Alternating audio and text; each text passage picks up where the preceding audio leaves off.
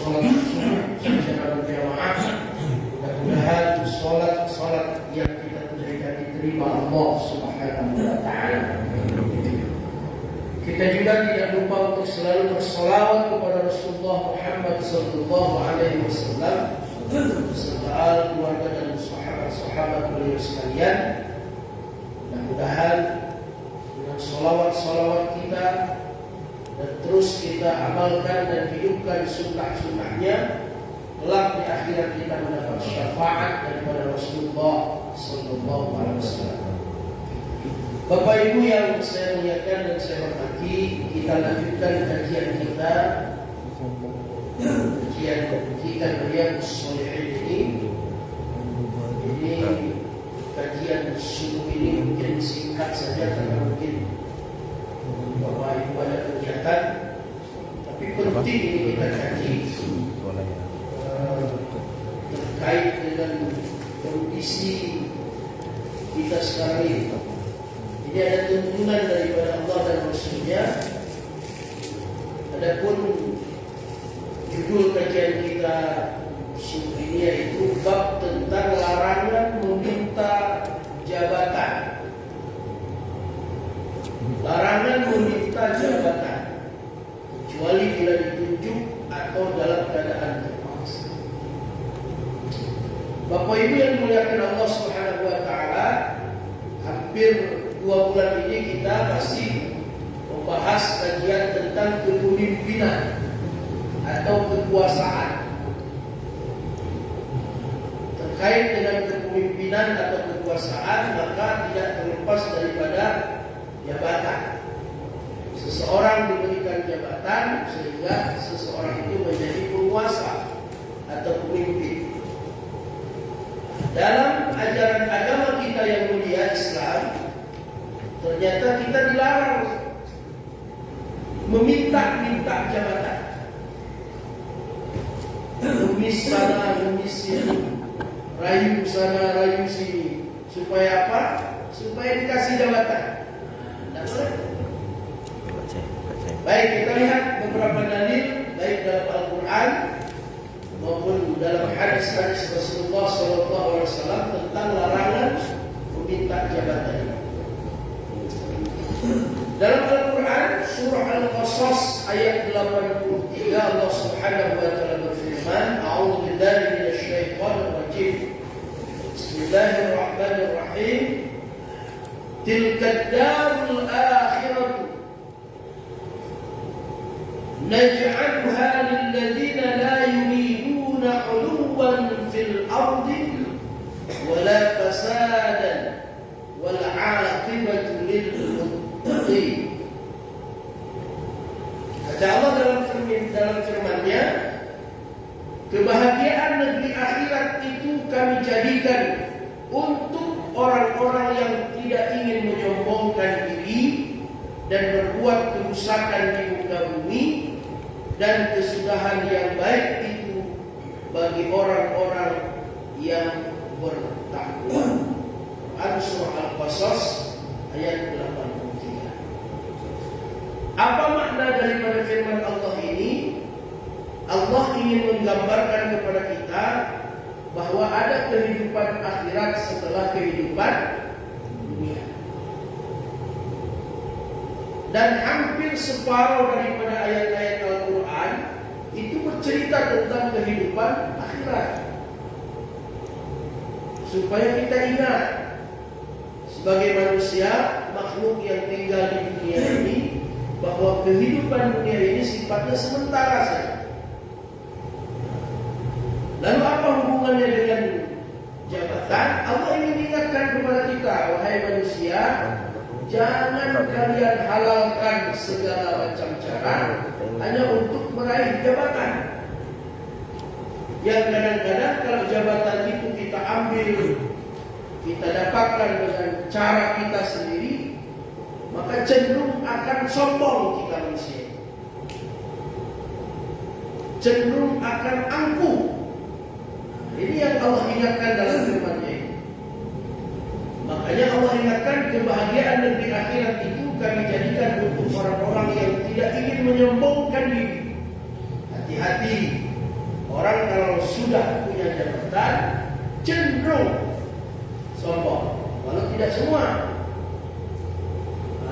Merasa diri lebih hebat dari orang lain. Kalau orang bilang kita hebat, nggak apa-apa. Tapi cenderungnya adalah kita sendiri yang bilang aku ini hebat. Apalagi mungkin dari sejak kita, katakanlah kalau ASN itu pegawai, begitu sebentar jadi PNS, nggak lama dapat jabatan. Lalu terus menerus dapat jabatan. Kalau jabatan itu adalah kepercayaan dari pimpinan, dari negara, alhamdulillah kita jalankan dengan penuh amanah. Tapi kaitan dengan ayat ini adalah jabatan-jabatan yang diminta sendiri. Maka itu ada istilah apa dulu? Ketika reformasi itu menghapuskan KKN. Itu reformasi dulu 98 itu kalau tidak salah itu adalah ingin menghapuskan KKN. Dulu kami ingat KKN itu kuliah kerja nyata, karena KKN itu kolusi dan nepotisme. Nepotisme, apa itu nepotisme? Itu tadi bagi-bagi jabatan terhadap kroni-kroni sendiri. Ini bahaya juga. Apakah tidak boleh kita memberikan kepercayaan dengan keluarga kita sendiri? Boleh, kalau memang profesional, sesuai dengan ilmunya. Bolehkah kita meminta jabatan? Kalau terpaksa kita harus meminta jabatan itu karena kita lihat tidak ada lagi yang amanah, itu juga dibolehkan. Dan ini pernah terjadi di zaman Fir'aun, ketika Nabi Yusuf alaihissalam ditunjuk menjadi bendahara di negeri Mesir. Awalnya beliau tidak mau, tapi karena dilihat kondisi saat itu amat sangat memprihatinkan, kalau tidak dikelola keuangan negara itu oleh orang-orang yang memang ada kecerdasan dan kemahiran di bidang itu, akan habislah negara itu. Maka akhirnya Yusuf alaihissalam, panjang ngomong ceritanya ini, sejarahnya. Yusuf alaihissalam kemudian meminta yang pernah ditunjuk kepada beliau dulu tolak itu, akhirnya beliau meminta karena apa? Ingin menyelamatkan negara ketika itu yang sudah hampir bangkrut karena memang manajemen keuangan ketika itu tidak benar. Jadi nepotisme boleh kalau sesuai dengan keahliannya, keilmuannya. Jangan asal kasih. Tidak pandai apa-apa dan kasih jabatan. Ini yang bahaya. Negara akan hancur. Baik, kita lihat dalam beberapa hadis Rasulullah SAW. Hadis yang pertama, wa an Abi Sa'id Abdurrahman bin Samrah radhiyallahu anhu qala li Rasulullah sallallahu alaihi wasallam ya Abdurrahman bin Samrah la tas'alil imara fa innaka in mu'titaha an ghairi mas'alatin wa anta 'alayha wa in mu'titaha an mas'alatin wukilta ilayha wa idza halafta 'ala yaminin fara'aita ghayraha khairan minha fa'til ladhi huwa khairun wa kaffir 'an yaminik. Tafaqun alaih. Hadis ini diriwayatkan oleh Imam Bukhari dan Imam Muslim. Maknanya hadis ini sahih.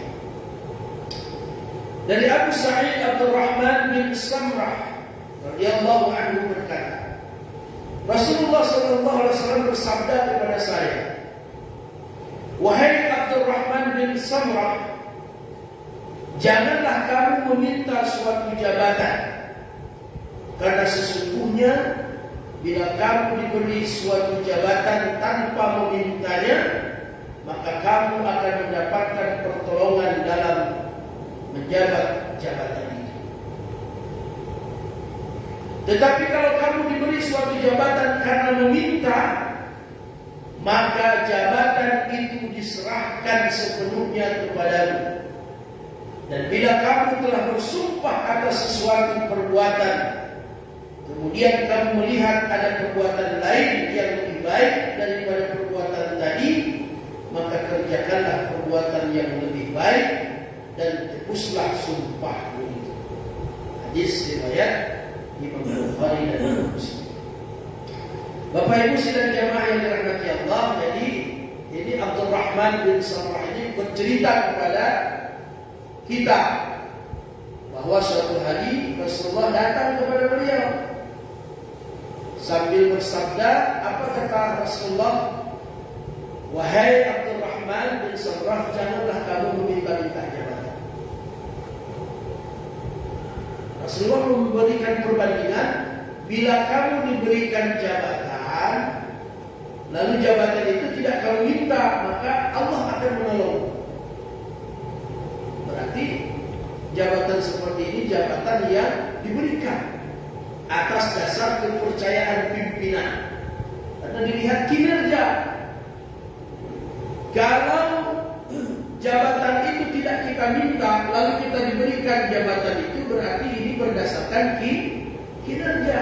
Dilihat kita, bukan cuma kinerjanya yang bagus, tapi apa istilahnya itu, bukan hard skillnya saja, tapi soft skillnya juga, attitude-nya juga. Dilihat akhlak kita, memang betul-betul ini ada tanda-tanda kepemimpinan. Cocok anak ini diberikan jabatan. Maka seperti ini, kalau jabatan kita terima tanpa kita memintanya, kata Rasulullah SAW, maka kamu akan mendapat pertolongan dalam menjabat jabatan itu. Karena memang kita tidak ambisius untuk meraih jabatan itu, tapi tiba-tiba memang kita dipanggil, diberikan kepercayaan, maka terima. Berarti ini ada penilaian khusus selama ini kepada kita. Seperti ini.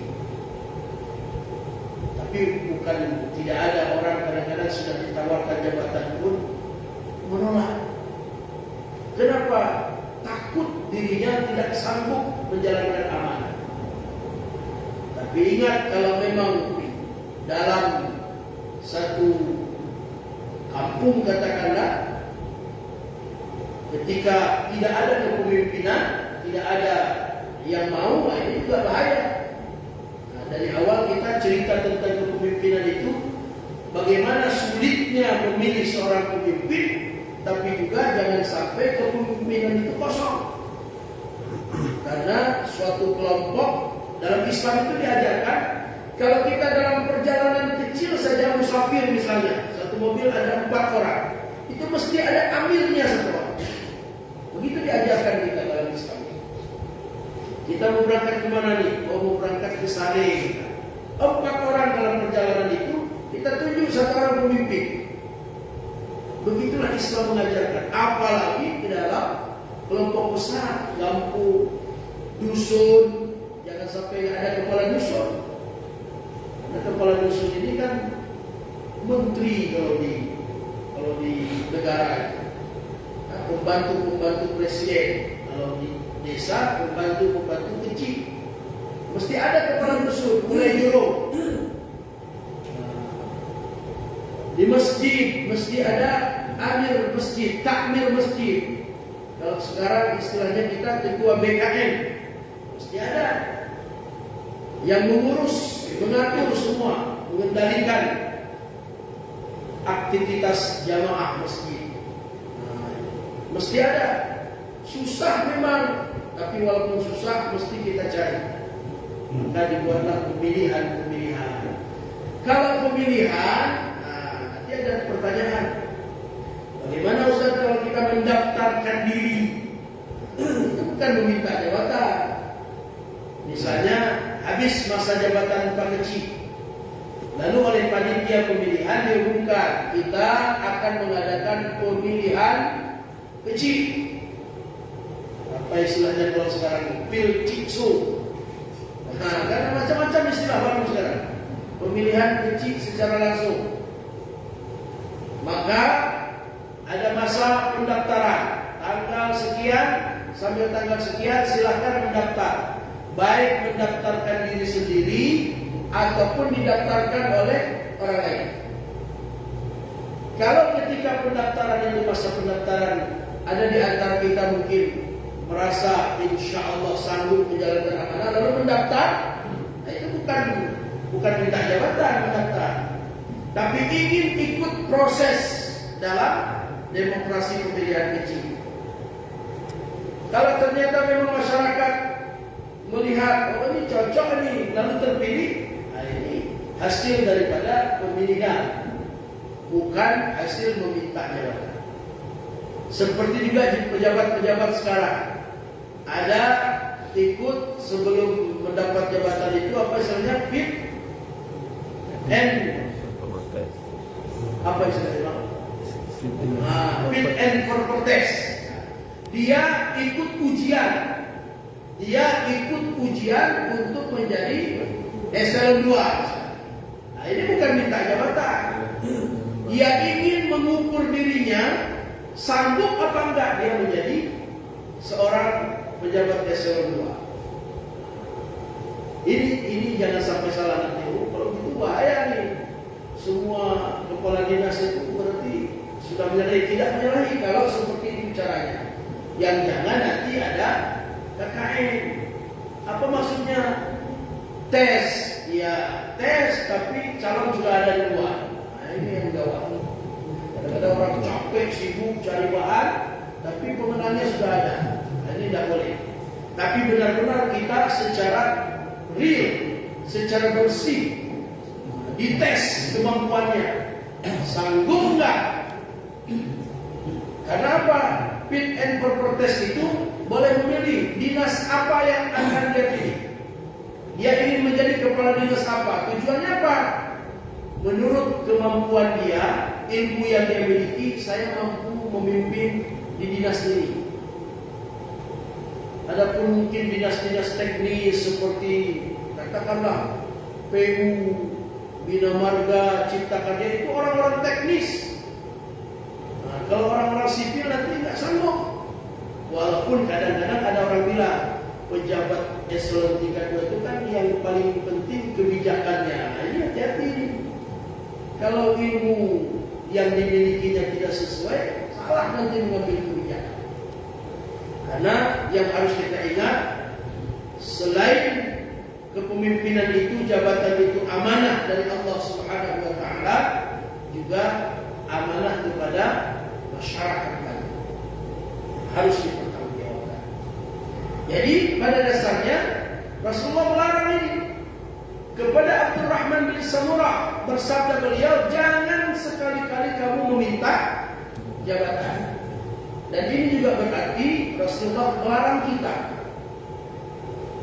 Jangan kita coba-coba minta-minta. Pak Gub, kasihlah saya jadi kepala dinas ini. Tidak boleh.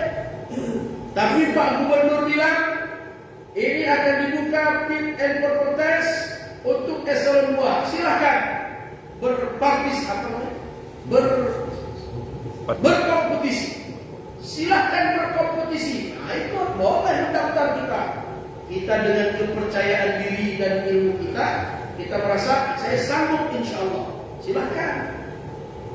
Tapi ada pun datang sering-sering ke pendopo bawa parsel. Nah, makanya dulu parsel ditiadakan.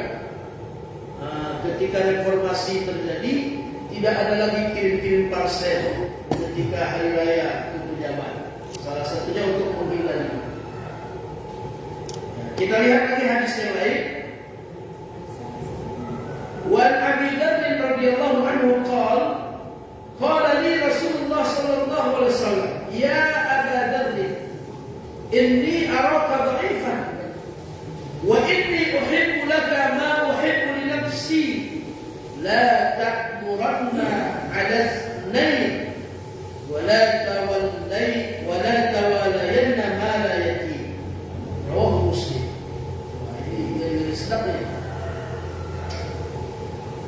Abu Dzar radhiyallahu anhu berkata, Rasulullah SAW bersabda kepada saya, wahai Abu Dzar, sesungguhnya aku melihat kamu itu lemah, dan sesungguhnya aku mencintai kamu sebagaimana aku mencintai diriku. Lalu apa pesannya? Janganlah kamu menjadi pejabat walaupun hanya terhadap 2 orang. Terhadap 2 orang. Rasulullah melihat Abu Dzar ini lemah. Padahal kita baca dalam sejarah Abu Dzar itu gagah. Rupanya yang dimaksud oleh Rasulullah ini bukan lemah fisik. Jadi pejabat itu tidak hanya cukup dengan fisiknya gagah, tapi mungkin manajemen, kemampuan manajerial ini yang paling penting sebenarnya. Banyak orang kadang-kadang ilmunya tinggi, fisiknya gagah, tapi mungkin kemampuan manajerial dia yang lemah. Sehingga ketika memimpin kacang-kacang semua di bawah. Maka Rasulullah ingatkan ini kepada Abu Dzar. Wahai Abu Dzar, aku lihat kamu ini lemah. Padahal semua orang bilang Abu Dzar itu gagah betul dia. Tidak lemah. Rupanya Rasulullah mengisyaratkan lemah yang dimaksud di sini. Mungkin Abu Dzar ini memang pintar dia. Ilmunya luar biasa. Banyak sekali hadis-hadis beliau riwayatkan dan dekat selalu dengan Rasulullah. Tapi Rasulullah melihat mungkin dari segi manajerial, kepemimpinan tidak mampu Abu Dzar. Maka kata Rasulullah, wahai Abu Dzar, aku melihat kamu ini lemah. Maka jangan kamu meminta menjadi pejabat. Walaupun hanya untuk 2 orang, insyaallah. Ini kan luar biasa. Rasulullah sesungguhnya ingin mengajarkan kita di umatnya betapa dekat. Abu Dzar ini adalah sahabat yang paling dekat dengan Rasulullah, dan selalu asal jumpa dengan Rasulullah, ya Rasulullah awsani, ya Rasulullah awsani, selalu itu. Ya hai Rasulullah, tolong nasihatilah saya. Jadi Abu Dzar ini orang yang paling senang dinasihati. Ya Rasulullah, nasihatilah saya. Sehingga banyak beberapa hadis dan doa yang diajarkan untuk Abu Dzar al-Ghifari oleh Rasulullah SAW. Begitu dekatnya. Tapi ternyata kedekatan ini antara Rasulullah dengan Abu Dzar tidak membuat Rasulullah itu lalu ini karena sudah dekat sekali ini kita kasih aja jabatan. Bahkan Rasulullah saking sayangnya. Jadi begini, kadang-kadang misalnya kita sudah dekat betul dengan pimpinan kita, tapi sudah lama kita bergaul, dekat dan dikasih jabatan, tidak usah kecil hati kita. Rasulullah dengan Abu Dzar beliau katakan, aku ini sayang sama kamu seperti aku menyayangi diriku sendiri. Rasulullah khawatir kalau nanti kamu dikasih jabatan, nanti kamu disuruh akan susah karena kamu termasuk orang yang lemah. Lemah yang dimaksud adalah lemah di dalam memimpin dan mengelola jabatan ini. Baik. Kemudian terkait dengan jabatan ini, kita masuk aja judul yang kedua ini karena pendek-pendek ini. Penguasa hendaklah memiliki pembantu yang soleh. Ini yang penting lagi sekarang. Dan peringatan agar tidak bergaul dengan orang yang jahat. Allah berfirman, Al-akhillau yawma idin ba'duhum li ba'din aduwwun illal muttaqin. Teman-teman akrab pada hari kiamat itu sebagiannya menjadi musuh bagi sebagian yang lain kecuali orang-orang yang bertakwa. Al-Surah Al-Zukhruf ayat 67. Teman-teman akrab, teman-teman dekat kita ketika di dunia itu, ternyata pada hari kiamat sebagiannya menjadi musuh bagi sebagian yang lain kecuali orang-orang yang bertakwa. Apa maknanya ini? Teman-teman akrab. Teman-teman akrab itu kan bahasa Arab dari qarraba. Qarraba yuqarribu aqraban, maknanya dekat. Makanya sering disebut dengan teman, kalau di Indonesia kan teman karib, sahabat karib. Padahal bukan karib, pakai qaf dia. Sahabat karib artinya sahabat dekat. Saking dekatnya sudah seperti saudara. Bahkan sahabat karib itu lebih dari saudara kadang-kadang. Maka kita kalau ada keperluan lebih senang kepada sahabat karib bicara daripada kepada saudara sendiri. Tapi ternyata Allah ingatkan kita, ingat, hati-hati, bahwa teman karib, teman dekat itu nanti di akhirat, kata Allah Subhanahu wa taala, sebagiannya akan menjadi musuh bagimu, kecuali teman dekat itu adalah teman takwa, teman yang selalu mengingatkan kita, teman yang selalu mengajak kepada kebaikan, teman yang selalu kalau kita salah itu berani mengingatkan. Ini namanya teman, teman sejati. Jadi teman itu, teman dekat itu, kalau kita salah, teman ini mengingatkan kita, janganlah, dosa itu.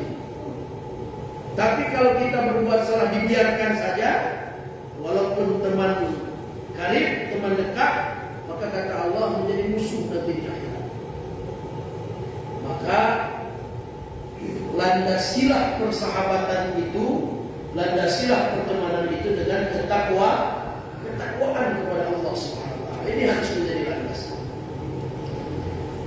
Rasulullah bersabda, wa an Abi Sa'id wa Abi Hurairah radhiyallahu anhuma anna Rasulullah sallallahu alaihi wasallam qala ma ba'atha Allah min nabiyyin wa la istakhlafa min khalifatin illa kanat lahu bitanatun ta'muruhu bil ma'ruf wa tahudduhu alayhi wa bitanatun ta'muruhu bis syarr wa tahudduhu alayhi wal ma'sumu man asara Allah. Rawahul Bukhari. Hadis ini diriwayatkan oleh Imam Bukhari. Dari Abu Sa'id dan Abu Hurairah radhiyallahu anhu bahwasanya Rasulullah SAW bersabda, Allah tiada mengutus seorang nabi dan khalifah yang menggantinya, melainkan ada dua orang yang sangat dekat dengannya, di mana yang seorang menyuruh dan menganjurkannya untuk selalu berbuat baik, dan seorang lagi menyuruh dan menganjurkannya untuk selalu berbuat jahat. Dan orang yang terjaga yaitu orang yang dijaga oleh Allah Subhanahu wa taala. Sering orang bilang, di mana ada Nabi Muhammad, di situ ada Abu Jahal. Di situ ada Nabi Musa, di situ ada Fir'aun. Di situ ada Nabi Ibrahim, di situ ada Raja Namrud. Nah, ini Allah ingin Rasulullah menyampaikan kepada kita, di mana saja diutus seorang Rasul, maka pasti di dekatnya ada dua orang, yang satu mengajarkan kepada kebaikan, mengajak kepada kebaikan, tapi yang satunya lagi adalah menentang kebaikan. Dari dulu seperti itu. Setiap diutus seorang Rasul atau khalifah, tetap ada dua. Ada yang pro dan ada yang kontra. Maka oleh karena itu kata Rasulullah SAW, ini penting ketika melihat siapa yang akan membantu kita adalah orang-orang yang seide dengan kita di dalam kebaikan. Contoh barangkali Pak Kecik ketika akan mengangkat kepala dusun, maka dilahirkan kepala dusun dipilih juga seharusnya, ditunjuk, ditunjuk. Ketika ingin menunjuk seorang kepala dusun, ini yang bisa kerjasama dalam kebaikan. Makanya kata Rasulullah, ini kita mesti memilih pembantu-pembantu kita ini yang juga menyokong kebaikan. Presiden, kita menteri itu ditunjuk sama presiden. Ketika memilih pembantu-pembantunya, jadi yang hebat kali jadi menteri itu pembantu, kan? Tapi pembantu presiden. Dan saya kemarin naik pesawat, ada kawan saya bilang, "Nah, ini namanya pramugari." Betul, pramugari. Padahal kalau bahasa kasarnya kan pembantu pesawat, pelayan pesawat. Tapi namanya hebat, pramugari. Ada tukang kerja di pesawat, angkat-angkat beresin barang orang, ya kan? Layani minta minum orang. Tapi keren namanya memang pramugari. Semua anak-anak kita suka jadi pramugari. Padahal pelayan pesawat. Ya, baik. Kata Rasulullah SAW, di dalam kamu mencari pembantu ketika kalian menjadi pemimpin, menjadi pejabat, maka carilah pembantu yang soleh. Apa maksudnya ini? Supaya ketika kita menjalankan tugas kepemimpinan, mereka ini tidak khianat kepada kita. Berapa banyak hari ini orang-orang dikhianati oleh anak buahnya sendiri. Nah, ini musuh dalam selimut. Maka hebat sekali Islam ini mengajarkan kepada kita bukan hanya hal-hal yang untuk kehidupan ibadah mahdoh saja. Ibadah ghairu mahdoh seperti ini, kepemimpinan ini ibadah ghairu mahdoh. Tapi juga diajarkan bagaimana dalam Islam itu, bagaimana mengangkat seorang pemimpin, bagaimana mengangkat seorang pejabat, bagaimana mencari pembantu untuk membantu kepemimpinan ini diatur oleh agama kita Islam.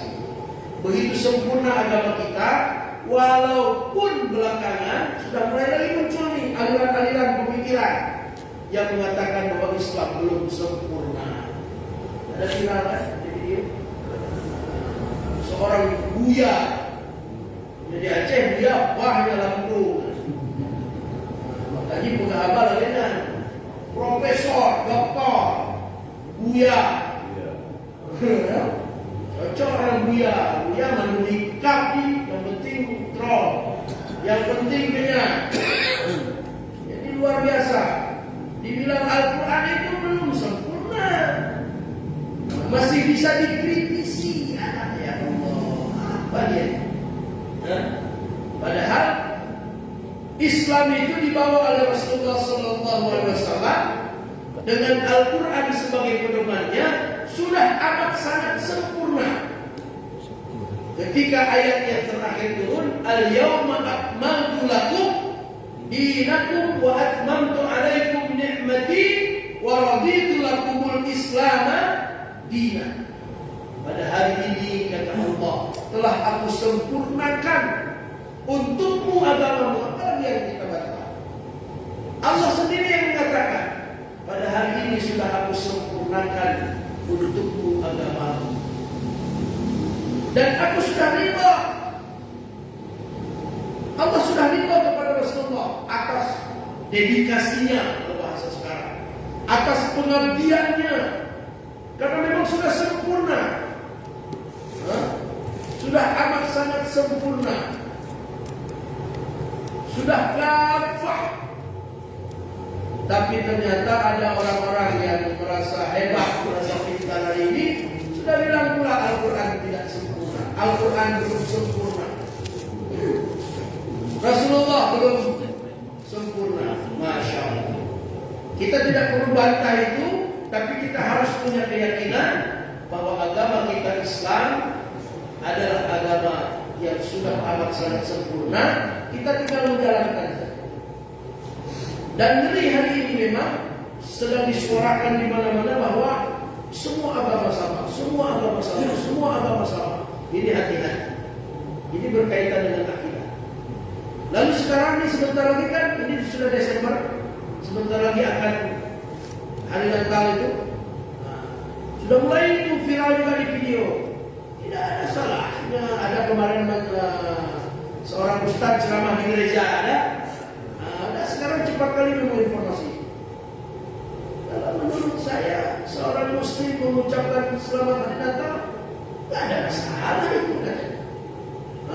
Padahal dari kecil kita sudah diajarkan oleh ustaz-ustaz kita, tengku-tengku kita, jangan sekali-kali kita mengucapkan selamat hari Natal, karena itu menyangkut dengan akidah. Walaupun cuma kata-kata, karena semua kita itu dengan kata-kata. Seseorang bisa dikatakan muslim hanya dengan kata-kata, mengucap 2 kalimat syahadat.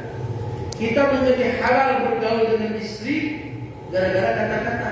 Aku terima nikah, kan gitu, kata-kata enggak. Tapi hati-hati, kita juga bisa murtad keluar dari akidah Islam kita hanya dengan kata-kata. Ini sudah mulai ini, Masya Allah. Kita insya Allah punya keyakinan yang kuat, karena dari kecil kita ngaji, belajar. Tapi bagaimanakah dengan anak cucu kita, generasi kita ini yang barangkali yang harus kita coba ajarkan lagi. Karena di mana-mana saya pengajian tetap yang dengar orang tua, bukan ada anak. Nggak ada anak. Kemarin kami sudah sepakat di Mesra Agung kita buat khusus pengajian anak muda. Khusus pengajian anak muda. Karena di mana-mana pengajian isinya orang tua. Yang merasa muda, alhamdulillah, berarti ada. Saya belum tua Ustaz, alhamdulillah, tapi tidak punya anak, tua juga. Maksudnya anak-anak lajang itu nggak ada segan orang, tak kenapa. Padahal mereka itulah yang perlu kita sirami sekarang. Bagaimana tantangan ke depan yang begitu gencar luar biasa terhadap kita umat Islam ini.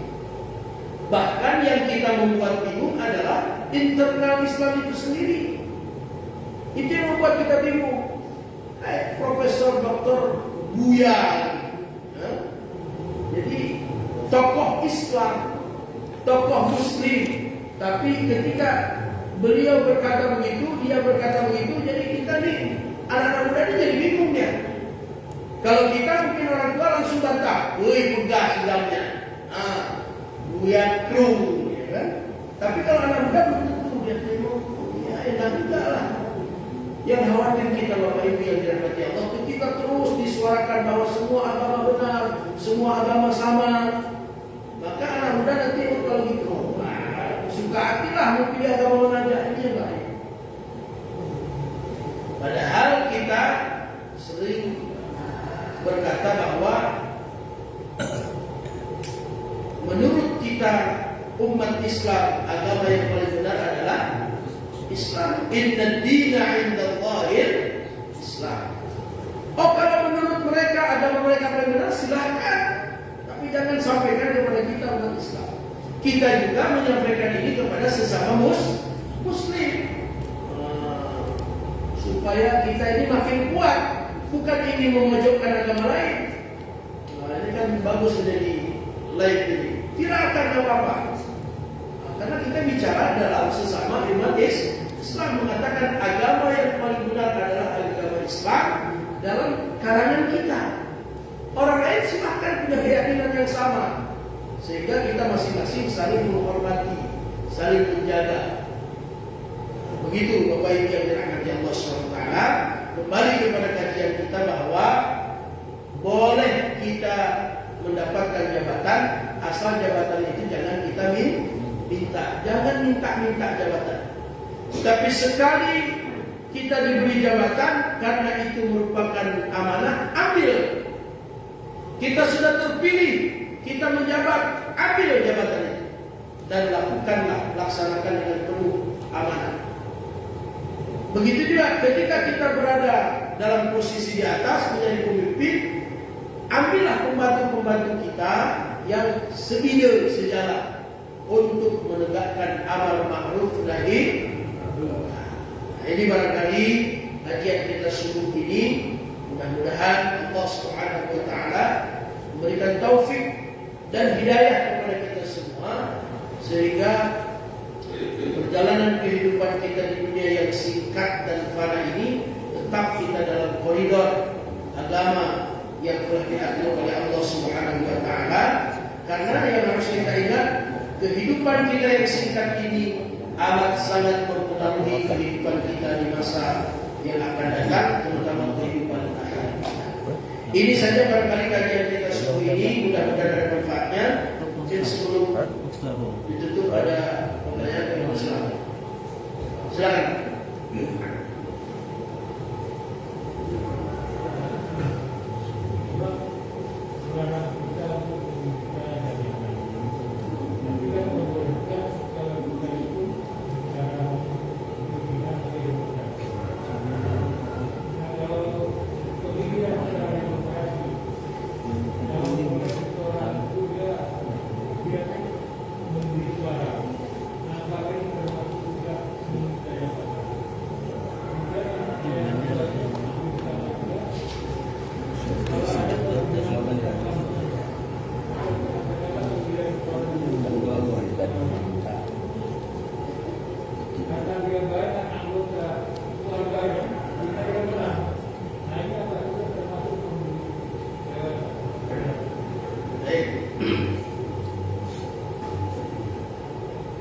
Sebenarnya memang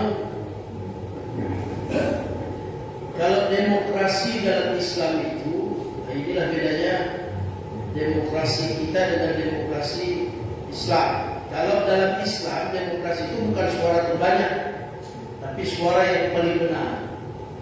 Walaupun satu orang, tapi dia benar, bisa mengalahkan 10 orang yang tidak benar. Itu dalam Islam. Tapi kita ini kan memang adalah demokrasi suara terbanyak. Bagaimana dengan demokrasi suara terbanyak? Ya, siapa yang paling banyak suaranya, ya yang menang. Maka kenapa ulama-ulama kita ketika pemilihan kemarin mengajak kita umat Islam, ayo datang ke TPS, ayo memilih, ayo pilih pilihan kita. Kalau umat Islam tidak pergi, yang pergi preman-preman, maka kelompok preman lah yang jadi pemimpin. Jadi apakah dengan demikian itu juga termasuk meminta jabatan? Meminta jabatannya bukan, tapi mereka sudah mengkondisikan. Ya.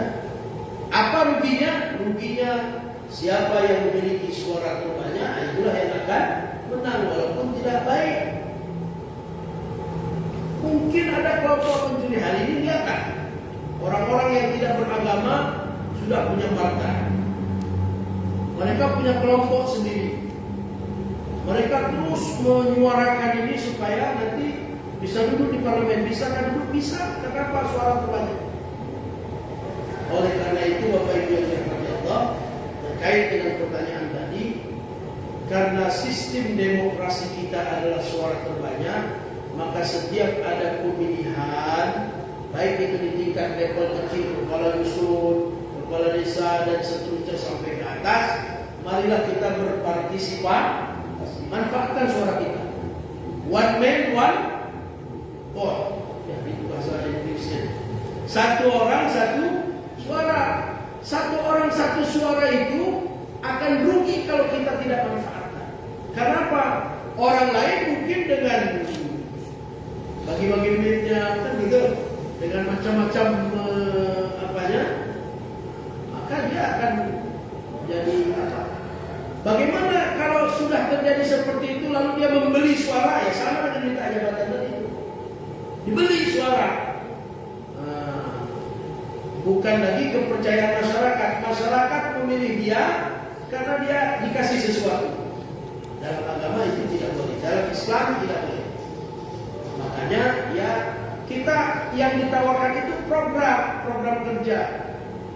Saya tidak berjanji, tapi insya Allah kalau saya terpilih, saya akan ini. Insya Allah menurut ilmu saya. Seperti itu kira-kira.